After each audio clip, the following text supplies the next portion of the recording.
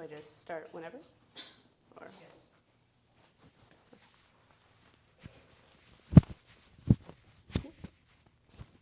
After sweeping through nations, taking numerous lives, and sending the world in an economic crisis, COVID-19 caused many people to lose hope in believing that we could emerge from the wreckage. However, despite this setback within society, the Rotary Club continued to create opportunities for people to come together and make a difference in the world. Since its founding in 1905 by the vision of Paul Harris, the purpose of the Rotary Club evolved into humanitarianism, as its members found a place where they can transform their ideas into action, causing this year's theme, Create Hope in the World, to be fitting for anyone willing to apply this mantra through education, mental health initiatives, and collaboration. One of Rotary's goals as part of their 7 areas of focus is promoting different classifications of education. Whether you educate to fight against illiteracy or ignorance, the Rotary Club stands with you and your efforts to educate others. A particular Rotarian caught my eye in her work to educate on diversity, equity, and inclusion. Peace coach Tamara Simlett-Hamilton has dedicated her career to improving cross-cultural communication, promoting diversity, and making others aware of their biases. As the Dean of Students at Occidental College in Los Angeles, she has recruited African American students to promote diversity within the school. And she started her own consulting firm to aid organizations in creating more inclusive workspaces. Hamilton is an example of a Rotarian taking action to meet the needs of others, to create hope in building more tolerant communities. Her desire to promote peace and understanding across cultures resonated within me because I too want to do the same amongst my peers.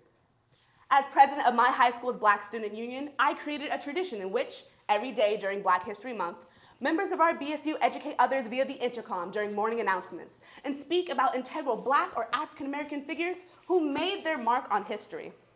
My goal is to broaden students' outlooks and make them more aware of influential figures aside the ones we typically learn about in school, such as MLK or Rosa Parks. In doing so, I want to create hope and build cultural understanding among students from all walks of life, not just within my high school, but within my community as well. When announcing this year's theme, President-elect Gordon McAnally spoke about several initiatives Rotary will be taking to improve the mental health system for both Rotary and its community members. In fact, many Rotarians have already been taking action since before the pandemic to combat issues regarding mental health. For example, Bob Anthony, a treasurer of the Mental Health Initiatives Action Group, began a school-based mental health awareness campaign in Nigeria called Wellness in a Box. In a country where mental health issues are heavily stigmatized, this program presents information to students, parents, and teachers about depression and suicide, as well as activities to foster coping skills and guidance on how to seek help.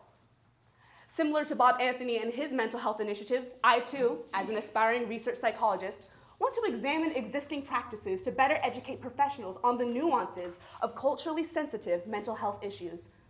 As I develop skills as a psychologist, I want to create hope in detecting mental health conditions in many people of color who are often misdiagnosed. Bringing awareness to these sorts of issues fit the theme of Rotary, and I am more than willing to answer the call. When considering the history of Rotary, collaboration is essentially the building blocks to its foundation and pivotal to Mr. McAnally's goal of creating hope in the world.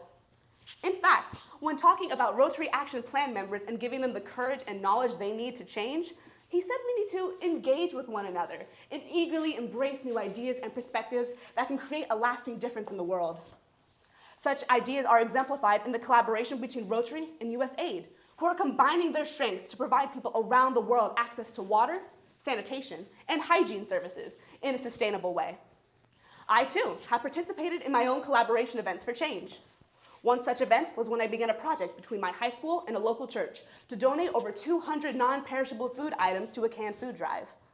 Additionally, I want to network with other Black student unions and further strengthen each club's advancements as we help people in our prospective communities.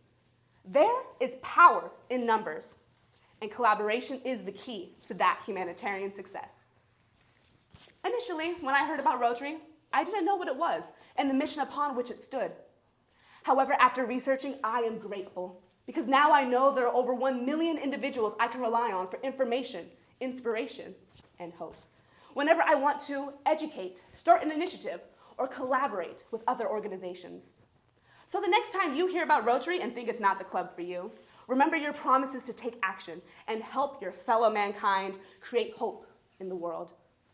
Thank you.